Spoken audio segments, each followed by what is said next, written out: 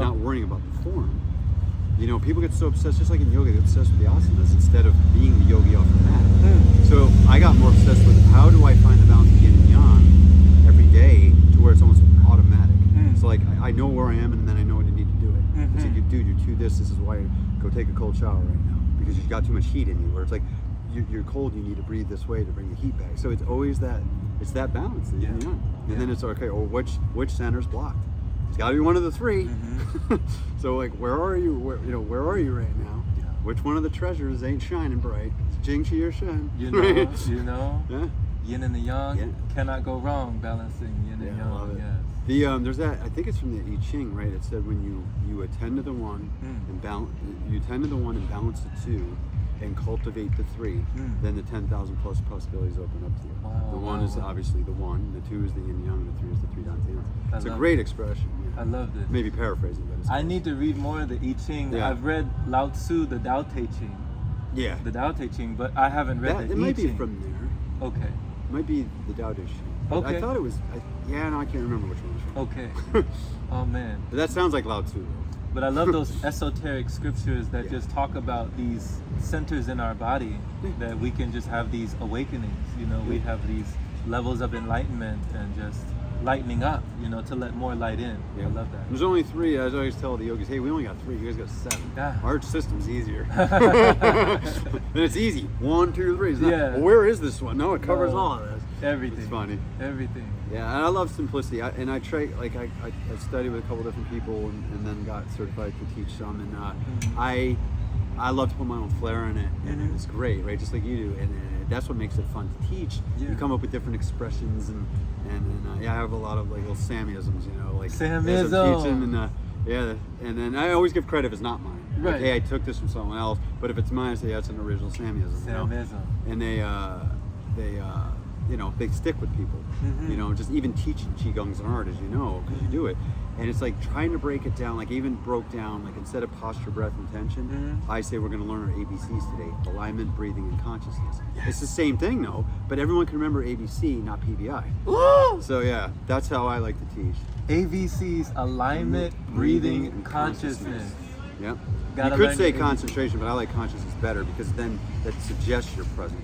Because like my teachers used to say, if the three things are missing, if one of the three adjustments are missing, you're not doing Qigong. You're doing something, and it counts, but it's not Qigong, so don't call it. Same thing with yoga. If you do not have those three things present, then you're not doing yoga. You're doing something. Wow. It's not yoga though, just like it's not Qigong. Wow. So, Dr. Sam, you said you do Qigong almost like religiously. You do it every day. Every day. So when did that become a non-negotiable? When did that become an everyday practice for you? God, it had to be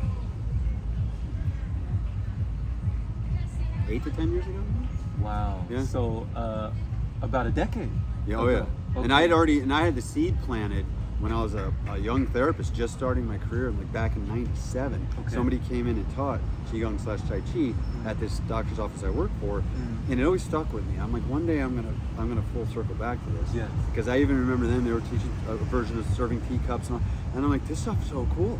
And then it always stuck with me. And then later on, I pursued the path when I met people that obviously were the right ones, which was interesting people because one was like this, her own words, I'm a crossbreed mixed Puerto Rican redhead who went to study in China and was like, what are you doing here? Go home. Like, you could never learn this. Not only did she learn it, she taught it to Chinese people. And her husband is like as he would put it in his own words, I'm like, my cousins and uncles do this with a plaid suit on. Like, you'd never guess that this guy, but he looks like a Buddha. Wow. Little kind of, and just a nice guy, and they're great teachers. And they were like mentor figures for you? Yeah, they were in Atlanta. They moved to Florida, South Florida, but they are the ones that trained me. It's Rising Lotus Qigong. I studied with them and got certified with them. And that was one of my teachers. Yeah, some of my teachers. And then other people, I picked up bits and pieces from different people online. Yeah. So a crossbreed Puerto Rican redhead. Yeah. What is it about Rising Lotus Qigong that you feel is different from other Qigong? They did a good job, I thought, of teaching principles, and I'm a big fan of principles because when you understand principles, you're empowered for a lifetime. And I thought that was good, and they had their own little like flair on some things about like how they teach. And when they did 8 silk brocade, they said, look, this is our take on it, and it might be slightly different than other 8 silk brocade things you see out there, but just hear us out on this. And like one of the things was was always having that. They're really big on that undulating energy. So like, you know, you already know this, but it's like when you're pulling, it's not just it's you know, this and around. Yeah. You know, it's that or it's this and pull it down. It's not just pull it down. It's pulling that energy almost like microcosmic orbit. Yes. During the other movements. Okay. That I thought was powerful because you start to align to that central channel. There's the Tai Chi pull. They call it Sushumna axis in yoga, right? It's the same. That's the beauty of it. It's like the principles are the same. It's a different nomenclature. We're all talking about, it's like semantics. We're all saying the same things in different ways. And then you pass one truth. So you have chakras, dantians. Okay. Tai Chi pull, Sushumna channel. Yin yang, Ida Pingala. You know, it's like, yeah, okay, so it's the same. Nice. And prana chi. Nice. That's the beauty of it, and that's how you know true is true. Because every culture just seems to have that. And look at all the cultures that have a different word for life force. Yes. Pneuma or wanch or chi or ki or kundalini or bioplasma. Yeah. So Spiritus. Spiritus. Yeah. So you know it's truism because like all cultures revere it. Man. Nah. So the breath, the air that we breathe, you know, do you feel like prana and chi, like this life force energy, do you feel like it's a substance that's in the air that enters the blood, or do you feel like it's the air itself? Like, how would you describe prana and chi? Like, how would you describe it? Yeah, I think it's the animating life force that exists, you know, in the cosmos, and so it is definitely within us because we have this energetic matrix, whether it's the meridians or the nadis or the dantians or the chakras. So that's definitely the energetic matrix that is part of, you know, the overall picture of things. But then it's everywhere. I mean, it's in the trees and the grass and stuff that is natural is definitely carrying that energy. That's why and when you tap into that in your own body, then you sense it in nature. You're by a waterfall and you can tell how much energy is in that waterfall and coming out of it into you. It's amazing. And it's, as you said this morning, it's like it's always there. Yeah. It's just the awareness. Like, did you flip the awareness switch? Right. That you're now aware of. How did I never notice this before? Yeah. Yeah. Can you recall, Dr. Sam, like a moment when you finally could feel your own energy? Like, when was the defining moment or the crossroads where you realized, okay, this is real? Like, you could feel it on a visceral level, a palpable level, and there was no question, there was no shadow of a doubt. Wow. Yeah, that's a great question. I did feel something back at the first training, you know, when the person used to come into the doctor's office. But even before that, I'll tell you, like as a kid, I thought I was pretty tapped in. But when you say things to adults like, you're fine, you know, it's not that way. And you go, okay, I want to fit in with the big people in the tribe. So you second guess what you perceive and feel. Right. Because I used to pick up rocks, and, you know, I'd carry them in my pockets and I could sense the energy of things. And be like, that's ridiculous. I'm like, oh, okay. So I take the rocks out of your pocket. Okay. You know, but in college, it's a funny story. I'm dating this girl, and I was laying on her bed. I'll never forget. And we were hungover because we were unconscious beings at the time, and we had drank some alcohol the night before, and I had a hangover. Okay. She had this little book on her nightstand, and it was potent acupuncture points, but it's just a little square book, and I'm like, this is such BS. So I pick it up. I'm like, what's this point? So it was LI4. So I'm squeezing it, and all of a sudden I was like, she goes, are you all right? I'm like, I don't know what just happened. I said, I felt sick for a split second. I was like, I was going to throw up. I said, but I'm not kidding. Like, my hangover just went away. Whoa. That whole feeling of, like, you feel almost sick and just kind of blah and hungover just disappeared like I'd never had drank. That changed my life. I'm like, okay, wow, there's something to this. And I don't even know that much about it. And it was just one point. One point. And one of the most famous ones, LI4. Hangover right there. gone. It was gone. Dang. So I realized at that point, no pun intended, that you can't just like try to substitute or supplant like techniques for unhealthy lifestyle choices. Right. Like, well, I can go out and drink all I want. I'm just going to squeeze this point. I think the lesson was, I want to show you what's capable of, so you realize that there is this power that you already have in you, but to respect it, not abuse it. Yeah. You know, and yet, yes, you could bring yourself back into balance, but the lesson is, why put yourself back in that space? Right. Yeah. Oh my gosh. So that was a defining moment. That was like you had evidence. Yeah. You had lived experience. Anecdotal, visceral evidence. Yes. Yeah. To prove that there was something to this. Yeah, for sure. And it's interesting because you were coming from a perspective where you had downplayed it. You were like, you didn't believe it, you Yeah. know, but you just tried it anyway, Right. and it worked. Right, because I read what it said to do. I read what the point is. I'm like, it's right about here at the end of the Yeah. crease, and I'm squeezing. I'm like, whatever. And then all of a sudden, just this, what they call autonomic phenomena in the literature of like trigger point literature. Yeah. They'll call these autonomic phenomena, like you'll sweat or shake or feel sick for a second. So Right. it's probably what it was. It's a shifting of the energy. But yeah, I couldn't deny what I felt, even though I didn't understand it. Exactly. But I knew, and that's the best way, because people say it's placebo. No, placebo is if you believe it's going to help. Just like nocebo is you believe it's going to hurt you, so it does. I didn't believe it was going to work. At all. So it's not placebo. Yeah. I was sitting there going, this is ridiculous. But I don't know, she's got this book, and she wasn't even way into it. I don't even know why she had it. But what a blessing, and maybe that's why I was supposed to meet her. Okay. Because we dated for most of college, and we just never stayed together because she ended up finding someone after school. And she ended up marrying that guy. So, but maybe that was the purpose of her in my life. Why you came together. Now that I think about it, Yeah, there's always a to reason. teach me about chi and the power of energy.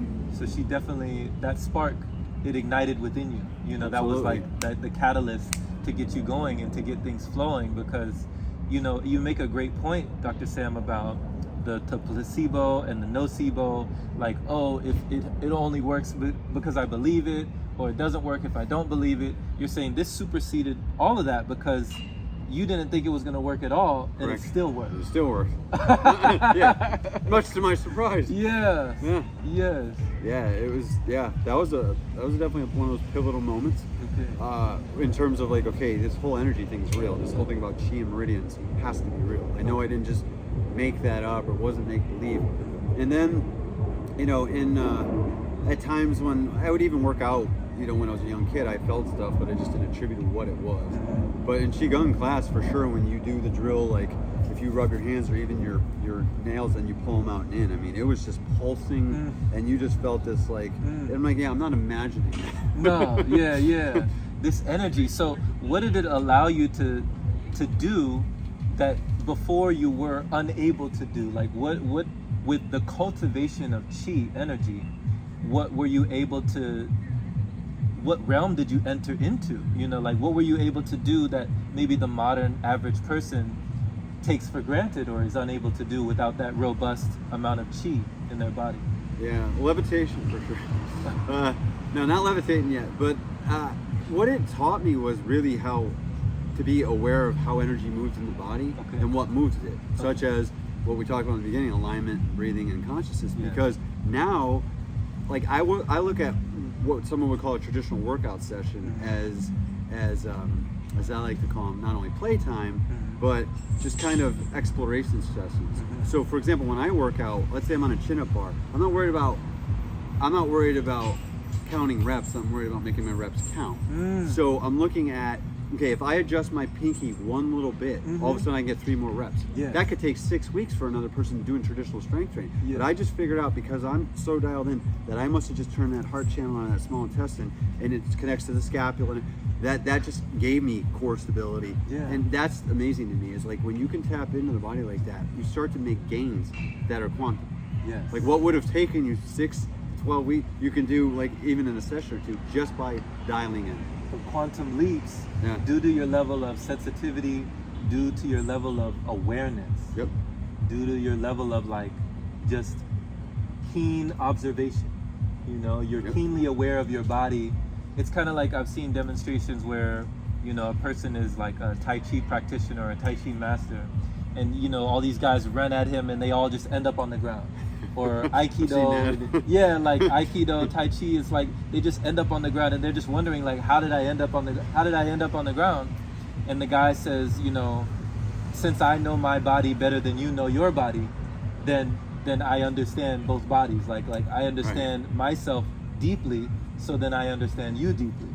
So by you having that awareness, it's like almost like cheat codes. You're saying like small little shifts made giant quantum leaps, make Absolutely. big differences just by understanding. Absolutely. I mean, the word proprioception literally means to see oneself. So like when you enhance proprioceptors in the body, and all joints have them, just think about the foot alone. It's probably got at least, I think, 33 joints in it. So that's a lot just in the feet. So if you just became more of your feet by proper alignment, you know what they call tenting the foot, or Qigong, they even say 9 points of contact, the ball and the toes and then the heel. Okay, so when you come hyper aware of just that, just think about how much more you've just turned on your connection to the earth and even your own body. It's incredible. So I think people really underestimate the sensory part of the body because they want the motor output, but the only way we get output is to have sensory input coming in. We gotta have input to get the output. I mean, I always joke around in rehab because I'm like, have you ever seen a parent, well-meaning or not, ever just turn and yell at their kid, fire your core, fire your core? You don't need to do that. No. But yet the kid's core turns on a reflexive basis based on input. We call it playtime, but input that we give that kid. And all of a sudden they roll over one day or they pick their head up for the first time because the muscles finally engaged based on sensory input. Yeah. Not by doing, a bunch of specific core exercises. Okay. So it's like, I've adapted that, like, wow, the ancients had it right. Like if we just become aware, you turn things back on much faster than just sitting there trying to just do repetition after repetition of something that is too cerebral. Qigong is definitely a feeling thing, and there's some focus involved, but it's not one of those things that requires a lot of thought. True. It's presence. True. Not Very thought. true. Yeah. I talked to people who took your breathwork class, who took your breathwork session, and they just said how tremendous it was, but how simple it was. Yeah. They said it was really simple. Like there were people I talked to that they said it was like they went somewhere else and then they just came to and they realized that they were still in the room with a whole bunch. It was like everyone vanished, everyone was gone, it was just them, and then they came back and they realized, oh wow, I am with other people, and they said it was so simple. It wasn't complex, it wasn't complicated. That's the other thing that Qigong has taught me is most great truths are simple. Very simple. I think most great truths are simple, they're profound, and they're everlasting. That's how you know it's a great truth, because it stands the test of time, it's not complicated. The hard part of a lot of things is figuring out why the simple isn't working. Okay. Right, so people ask me, well, gosh, this is tough to figure out, like if they're dealing with health challenges. I said, not really. Health's not that hard. There's only so many factors that govern it. The hard part is figuring out why the simple isn't working. Okay. Now, for a lot of my patients and clients, it's just because they're not doing their own work. So I'm like, well, no wonder why it's not working. You're not doing it. Right. You got to put it into practice. Yeah, because as a clinician, you're thinking, I need to change their program. No, you don't. You gave them the right program. They're not doing it. Yeah. And asking them how is it going is not reviewing it. Okay. I've learned that wisdom too. It's like, how's it? Oh yeah. Well, you don't. Well, not really. No, it's like, let me see you do it right here, right now. I showed you because I teach people Qigong stuff all the time. Like, hey, I taught you a couple simple exercises last time. Let's go through them. And then you see something and you're like, wow, I definitely didn't show them that. Right. But that's what they took away from it, and that's okay. You say, okay, all right, we need to work on this a little bit. I said, you almost got it, but we need to change some things. And as soon as you make that one micro adjustment, like you said, like, oh, I feel that now. Right, now you're doing it right. Oh, I'm glad that we reviewed it. Of course. Yeah, I've learned that asking them is not reviewing the program. Reviewing their program is reviewing the program. Yes, yeah. It's like one of my friends always tells me, like, in order to change the fruits, we have to change the roots. Oh, I love it. We have to get to the, root cause. For sure. The root cause. For sure. So just, asking them if they're doing it is not doing it. Doing it is doing it. Right, it's like saying the difference between knowledge and wisdom. Knowledge is knowing and wisdom is doing. Yes. And that's the thing. And Qigong, and just like breath work, I tell people all the time, breath work is something that in order to truly understand and appreciate it, you have to study it deeply. But the best way to do that is to experience it directly. Yeah. You could read 1,000 books on breath work, most of them say the same thing. Yeah. Because it's not that hard when you get down to the nitty gritty, and everyone's got their tweak and different names they want to call it. But there's only so many ways you're going to do it. Yeah. But the reality of it is, until you experience it, it doesn't matter how many books you read. Right. Yeah. And I tell people that are on the path, don't worry so much about trying to get certified right away. Just practice a lot and be present with it. You'll be a way better teacher than someone that's got 3 certifications. Because you truly have embodied the practice. Yeah. And it will show. Yeah. Just like when you taught Qigong this morning, it shows that you know what you're doing, that you taught it for a while, you got your own flair. Wow. You're not trying to be someone else's, even if you mentored under people, it doesn't matter. Now, I don't know who your mentors were. Maybe they rhyme and do that stuff too. I doubt it. Because I think you're the whole time I'm just like, this is just his thing. This is so cool. And that's why I love the class. And so that's the important part. Like, you have to embody a practice. Then it's truly not only visceral, but it's what they call gnosis, right? It's a knowing at the visceral cellular level. Yeah. Like, it's not knowledge. Knowledge is like, that's what you win a game show with. Yeah. Yeah. But it's like trivia. Yeah, like trivia. But to win at life, it's that gnosis, is that deep knowing that, and that's what the ancients, I think, one of the greatest gifts they left us. Not only in their writings, but in their practices, the petroglyphs or other ways they try to just transcribe it or leave it, some kind of imprint. Even if we're downloading, and I'm sure we are, even in the breathwork ceremony in Qigong, you're downloading all the time. Absolutely. And they'll talk to you like, no, like this, or no, a little bit slower. And you're like, oh, wow, that just made a difference. Because they're just, I'm sure they're all around us smiling like, oh, they're partying with us now. Yeah. Oh, man. So it gets in your bones. It's in your bones. Yeah. I mean, and the shamans, they've been saying that forever. That's why there's a technique they do called hollowing the bone before they're going to work with somebody, to become this clear, context-connected channel, where they just can run the energy and they're just that facilitator. But for sure, the deepest spiritual energies are carried in the bones. That's why I always say, I feel it in my bones. Yes. And it's true. Yeah. And and just think of where a lot of the blood cells and immune systems produced in the bones. There's a reason for that. There's a reason for all of this. Yeah, it makes total sense. Yeah, look at the marrow techniques that they do in Qigong.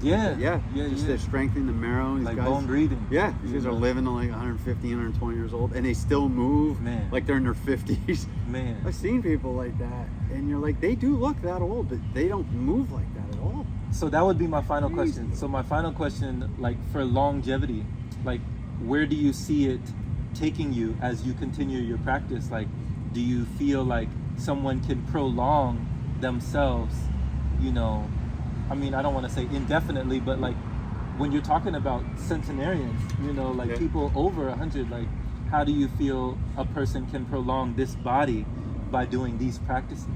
I definitely think they can, and not only the longevity, but the quality. Because there are centenarians that, believe it or not, I came across this in America anyway. This was years ago, but it said some of the longest lived people in this country are worrywarts and smokers. I started laughing. I'm like, yeah, it's because they have something, the purpose to live, and I was only half kidding. But that doesn't mean they have quality of life. It just means they lived a long time. It's a karmic debt. I don't know. But I think like to prolong quality too, you can have both. And that's just it. Like if I end up living over 100, which was a life goal, it still is, I want to be able to be graceful and be able to still move and enjoy my life. Otherwise, what's the point of being here? Like, I want to be that full expression and even be a walking still example of love and light to people. They're like, wow, this dude's like 103 and he can still move like that. That would be a noble goal. Yeah. And when people say to me, oh, come on, Sam, just live a little. No, I want to live a lot. Woo! People live a little. You know what I'm saying? Yeah. And I'm like, I want to just live a little. That's what most people do. I want to live a lot. I want to live a lot. Yeah. And so that's, and it's not everyone's path, and I've come to peace with that. For sure. And it's okay. There's no judgment there. Like, I'm not asking everyone to be me. I'm asking me to be me. Yeah. And when I have my talks with Spirit every day, it's like, this is what I have in store for you. This is what I have next. And and it's not an easy journey sometimes. If it was easy, everyone would do it. You're right. There's that expression. There's a reason it's called a stairway to heaven and a highway to hell. Right? You want to walk those steps? It's the hero's journey. You want to go down, as AC/DC would say, all my friends are gonna be there too. I'm on a highway to hell. Oh my God. It's an easy road. I mean, self-destructing, simple. Most people have mastered it. We know it. And that's why it's a fast journey down. And that might be some people's life path, and that's their choice, but it's not mine. I mean, I want to continue to walk the higher road and take the higher realm and do the practices. And again, the ancients left us some of these nuggets and secrets of how to do that. Absolutely. And I think they get watered down, and then they get labeled as woo-woo and whatever with that stuff. It's like, okay, but again, when you study and look at different cultures, you cannot deny these people's youth and longevity as compared to other cultures. So there's some wisdom that should be gleaned from that that we might want to pay attention to. We need to let go of your prejudice and biases and start opening your heart to like what is possible, what other cultures want to teach us. Absolutely. For sure. I agree. Dr. Sam, thank you. Yeah, this was a blessing. Thank you for this. This was so awesome. This was so powerful. Please let people know if you have any offerings, any services, or any information for where they can get more of you, like get more in tune with you, more in touch with you. Do you have a website, an Instagram? Like what information could they have to find more of you? Sure, if they want to connect with me, I do have a website that's it's up and running, but it'll evolve over time. drsampt.com. So it's Dr. Sam PT. drsampt.com. That's the main site that you can get to the other places. I do have an Instagram. It's the same, drsampt3, the number 3. And you'll find me there. I'm also sometimes known as the Health Raiser. So if you see that, that's me. And I do have a couple books on Amazon. You will find them under my name, and my full name is Samuel Arthur Mielcarski. That's Mielcarski. Again, Mielcarski. 2 books. One's called Feel Good Now. It's got a picture of me on the cover, and the other one is Dr. Sam's Guide to Health, Healing, and Total Well-Being. Beautiful. Beautiful. Thank you. All right, thank you. Thank you. All right, brother. Awesome. Awesome.